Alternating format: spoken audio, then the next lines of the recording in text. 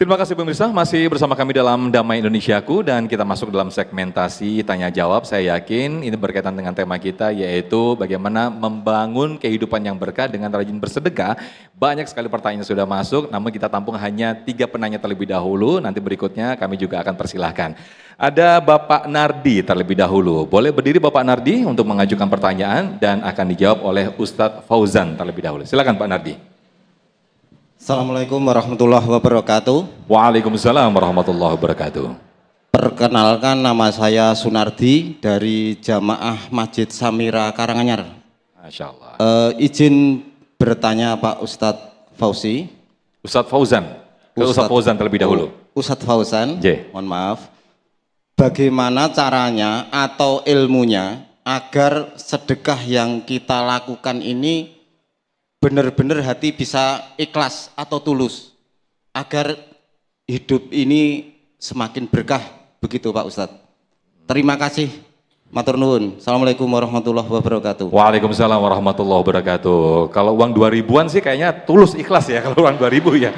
100.000 nih masalahnya nih gimana nih? Gimana Ustadz Fauzan? Fadal. Baik, terima kasih atas pertanyaan Bapak. Masya Allah, hadirin Bapak Ibu, para pemirsa Damai Indonesiaku TV One dimanapun Anda berada yang Allah muliakan. Bagaimana cara ikhlas kita dalam bersedekah, itu ya intinya ya. Jadi memang sebagaimana yang pengantar awal yang tadi saya sampaikan, bahwasanya disebut sedekah itu harus pelakunya sesuai dengan maknanya.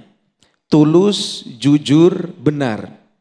Artinya apa? Ketulusan ini yang akan menjadikan nilai sedekah itu menjadi nilai yang membawa kepada keberkahan dan akan diterima oleh Allah Subhanahu wa taala. Maka memang rasa-rasanya kalau kita, makanya kenapa disebutkan dalam hadis Nabi was-shadaqatu burhan. Sedekah itu adalah bukti keimanan. Kalau kita mengaku orang yang beriman, memang kita harus betul-betul meyakini. Tadi sudah sampaikan konsepnya di awal bahwasanya ketika orang yang bersedekah, zahirnya memang kita memberikan, tetapi hakikatnya sebenarnya kita hanya sekedar menitipkan.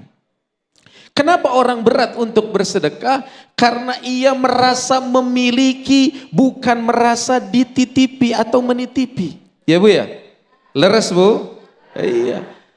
Padahal dunia ini adalah milik Allah. Harta kita, kendaraan kita, jabatan kita, semua adalah milik Allah. Dan semua itu akan kembali kepada Allah. Kalaupun Allah memberikan kebaikan kepada kita, itu hanyalah titipan. Dan ketika kita memberikan bantuan terhadap orang lain, itu pun kita juga nitip. Untuk siapa?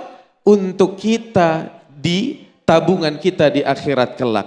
Sehingga insya Allah kalau kita memahami konsep ini, maka insya Allah rasa-rasanya kita mudah. Kenapa? Karena kita harus meyakini Pak. Allah mengatakan in ahsantum ahsantum li anfusikum. Kebaikan yang kita lakukan kembali kepada kita. Man amila salihan fali nafsih. Amal saleh yang kita kerjakan itu hakikatnya untuk diri kita. Allah akan ganti harta kita, bahkan Allah akan lipat gandakan nilai keberkahannya, dan mudah-mudahan dengan kita meyakini konsep demikian, insya Allah kita pun niatkan ikhlas karena Allah, insya Allah mudah-mudahan kita diberikan kekuatan untuk menjadi hamba-hamba yang mukhlisin, hamba-hamba yang ikhlas dalam menunaikan sedekah kita. Amin ya Rabbal Amin ya Rabbal Alamin. Terima kasih Ustaz Fauzan. Jadi begitu Pak Nardi ya. Jadi uang di dompet Pak Nardi itu hanya titipan untuk ibu ya, begitu ya Bu ya. Diserahkan ke ibunya. Baik, terima kasih untuk jawabannya Ustaz Fauzan. Berikutnya kami persilakan ada Ibu Sri. Boleh berdiri Ibu Sri, nanti akan dijawab oleh guru kita Ustaz Muhammad Arif. Bismillahirrahmanirrahim. Perkenalkan, nama saya Sri Lestari. Izin bertanya Pak Ustadz, saya itu ingin bersedekah untuk anak yatim, fakir miskin, tapi keadaan saya sulit. Itu bagaimana Pak Ustadz caranya? Matur suwun. Baik, tapi nampaknya tidak ada kesulitan di Ibu Sri deh kayaknya. Baik, boleh duduk kembali Ibu Sri. Nah, bagaimana Ustadz Muhammad Arif? Pengen sedekah, tapi kok kayaknya ada kesulitan ya. Tapi jamaah di sini bersorak, kayaknya nggak ada kesulitan deh begitu ya. Betul, Iya, Ustadz. terima kasih Ibu Sri. Coba Ibu Sri nanti buka di dalam Quran surat 64. At-Taghabun ayat 16. Perintahnya satu. Fattaqullaha mas tata'tum. Takwalah kepada Allah semaksimal kesanggupanmu.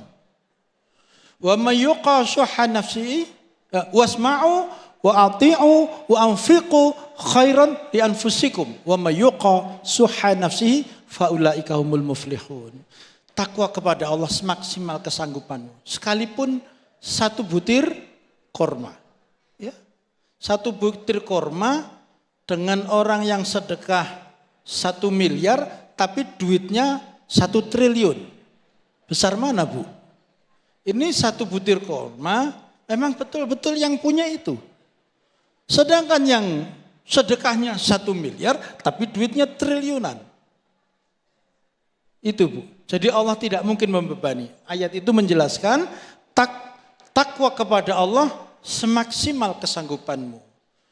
Sami'na wa ata'na wasma'u wa atiu. Sami'na wa ata'na wa anfiqu khairan lin anfusikum. Dan nafkahkanlah rizki itu karena kebaikannya akan kembali kepada diri kita. Wa may yuqa syuhha nafsihi, barang siapa terhindar dari rasa kikir, syuhha. Syuhha ini kalau menurut Profesor Ahmad Al-Mubayyad, guru besar syariah di Al-Azhar sana, Bapak Ibu, syuhha ini pelit yang teramat sangat. Barang siapa terhindar dari rasa kikir di dalam dirinya, maka dia termasuk orang-orang yang beruntung, ya, yang beruntung. Jadi orang sedekah, Allah berikan 1 butir koma, berikan, beri 1000 perak, ya punyanya itu. Yang penting itu sesuai dengan kemampuan yang Allah berikan dan Allah tahu ukurannya itu. Masya Tidak Allah. masalah, bismillah. Bismillah. Baik, terima kasih Ustadz Muhammad Arif. Ini jadi analogi yang jadi menarik buat motivasi bagi kita semuanya bahwa ketika orang yang mempunyai uang 1 miliar bersedekah itu biasa. Tapi kalau dia mempunyai uang hanya 2.000 tapi sedekah, ini nilainya menjadi luar biasa. Ini mudah-mudahan jadi semangat khususnya buat Ibu Sri dan juga kita semuanya. Amin, amin ya rabbal alamin. Nah, berikutnya kami persilakan Bapak Nur. Boleh berdiri Bapak Nur untuk dijawab nanti oleh guru kita Ustadz Fauzi. Ya, sudah nyala Pak. Bismillahirrahmanirrahim. Assalamualaikum warahmatullahi wabarakatuh. Waalaikumsalam warahmatullahi wabarakatuh. Mohon izin, nama saya Bapak Muhammad Nur. Mau bertanya Ustadz, untuk kita sedekah dengan ikhlas, tapi dengan harapan atau bagaimana untuk harapan atau punya hajat kita itu ikhlas sedekahkan tapi punya hajat untuk orang lain gitu atau hajat bagaimana gitu. Apanya hukumnya Ustaz? Terima kasih. Assalamualaikum warahmatullahi wabarakatuh. Waalaikumsalam warahmatullahi wabarakatuh. Kalau sedikit bisa saya simpulkan, ketika kita bersedekah namun ada hajat atau ada keinginan, ada timbal balik begitu ya. Betul. Ini bagaimana hukumnya? Ya. Silakan Ustaz Fauzi. Ya, hitung-hitungan ya ini gimana? Oke, baik, matur nuwun Pak Nardi. Jadi Bapak Nur Ustaz. Pak Nur. Bapak Nur, nggih. Jadi gini, ibadah yang kita lakukan, amal soleh yang kita lakukan, itu jazaknya. Tadi Ustadz Fauzian juga sudah sampaikan. Kebaikan yang kita lakukan kembali ke kebaikan kita sendiri. Hal jazaul ihsan ilal ihsan. Jaza kebaikan ini, kalau menurut saya semuanya dikasih balasannya itu di dunia dan di akhirat. Jadi ada perskot nih Pak. DP yang dikasih Allah itu di dunia. Sholat, puasa, haji, umroh, apalagi sodakoh. Jadi ketika kita bersedekah, kemudian kita juga punya keyakinan bahwa itu nanti Allah akan kasih kebaikan. Itulah keyakinannya Imam Hasan Al-Basri ketika di rumahnya itu tidak ada makanan, ada tamu. Kemudian tamu datang tinggal punya sekerat roti. Kemudian dengan sekerat roti ini mau membagi ke 10 orang ini bagaimana? Cuman punya 10, punya 1. Maka keyakinan Imam Hasan Al-Basri minta sama khodimatnya untuk mencari orang yang belum makan pagi hari ini. Karena dengan keyakinan ketika Imam Hasan Al-Basri ini mensedekahkan 1 rotinya, bukan cuma nanti di akhirat, Pak Nur, tapi di dunia Imam Hasan Al-Basri yakin bakal diganti 10 roti. Ketika ada orang yang datang ke rumahnya nganterin roti, jumlahnya 7, Hasan Al-Basri, Syekh Hasan Al-Basri yakin banget, ini bukan hak saya, cuman 7. Hak saya ini yakin bakal diganti 10 roti. Nah ini memberikan pemahaman kepada kita bahwa ketika kita bersedekah, kemudian Allah akan mengganti yudha'ifu lahu.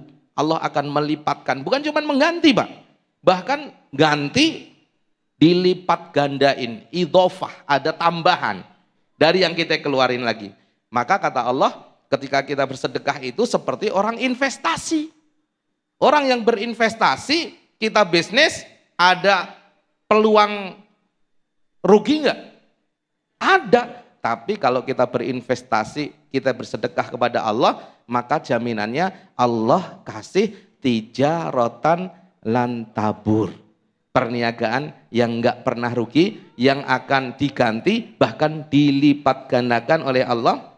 Walahum ajrun azim. Bahkan dikasih balasan yang lebih besar lagi. Mungkin itu yang bisa saya sampaikan.